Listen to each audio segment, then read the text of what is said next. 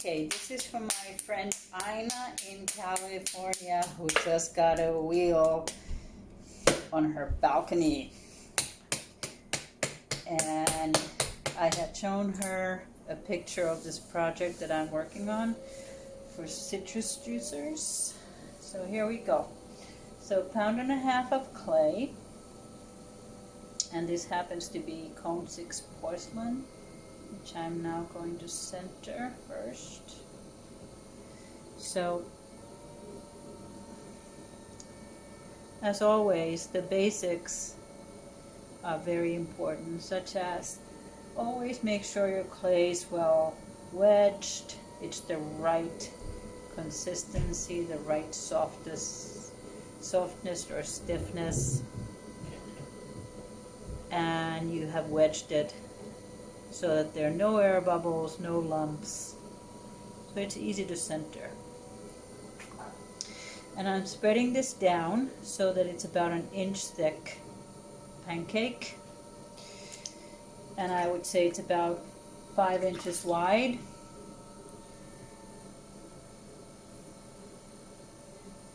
Like so. And then I'll create an opening all the way down at the center. So I press my fingers until I reach the wheel or the bat. This one is on bat, so I don't have to worry about picking it up later. And the interior space is about 1.5 inches, 1 3/4. And I just clean off that extra clay out of there so that it's completely clean.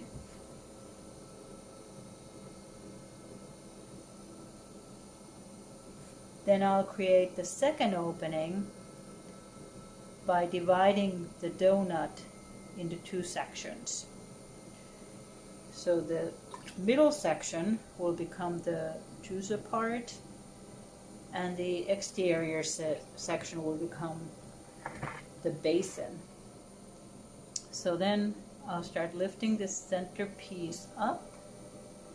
And each time I lift, I move my hands down toward the bottom of the wheel, which automatically will tighten this form and move it in. Give it a little bit of a squeeze in as you go toward the top. And then again, I press into my inside hand for a few seconds before I go up. So I collect the clay in between my fingers. And again, moving my fingers down toward the bottom of the wheel as I go, so it closes this in.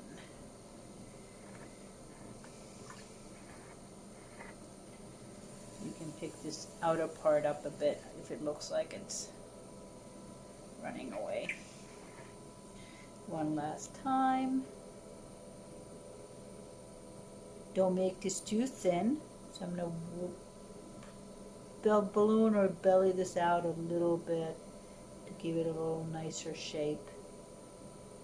And again, pressing this in to my inside hand, moving my hands down to close it. And then as you come to the very end of that process, then just nip it closed. I like to compress this with the metal rib. And another thing to think about is that as you make this dome, no matter, or any closed form, they must be thrown closed, not squeezed closed, or you get that nasty little navel orange belly button and a crack inside, which is not a good thing. You want the integrity and the beauty. And then clean this up a little more so you get a nice dome. And I like to press the base of this dome in with the wooden stick. So as I go to carve the lines in, there's a little bit of an elevation for this dome so that it's easier to carve the lines so that they don't reach all the way down to the basin. Like so. And then we'll finish off by making the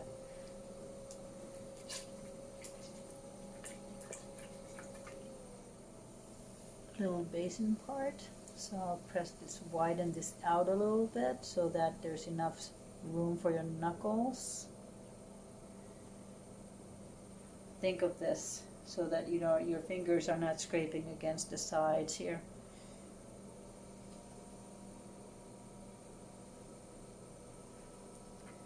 Compress the rim.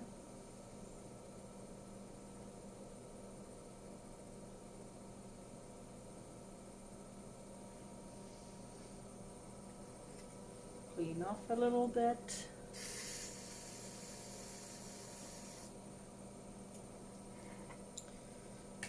And I like to compress this inside a little bit with this yellow rib, which is my favorite tool. One of my favorite tools. You can do the outside as well. Lift this up a little more. Give it a little more volume. Compress the rim one last time.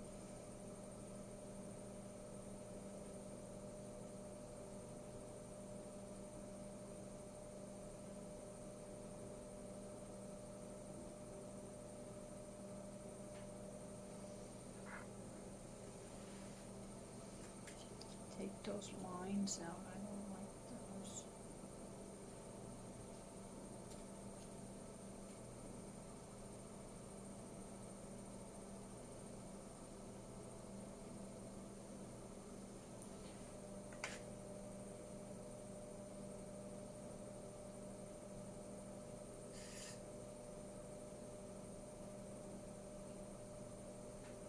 And then I'll make the spout.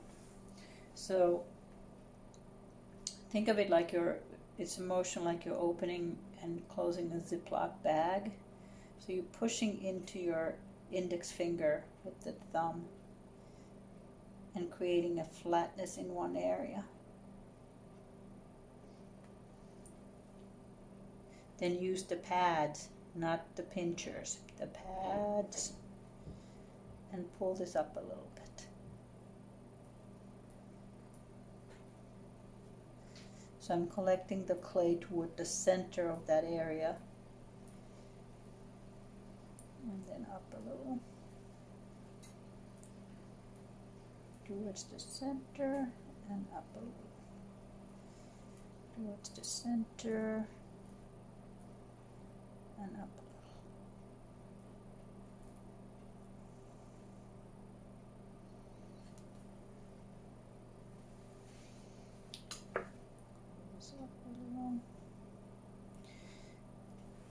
I like to point it to 3 o'clock. Index finger and thumb around it.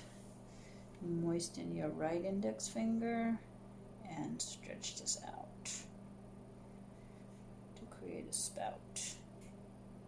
This is how you create any spout, or how I like to create any spout.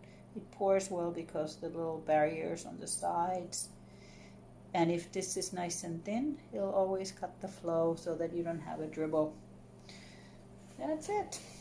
Here's your lemon juicer. Start one.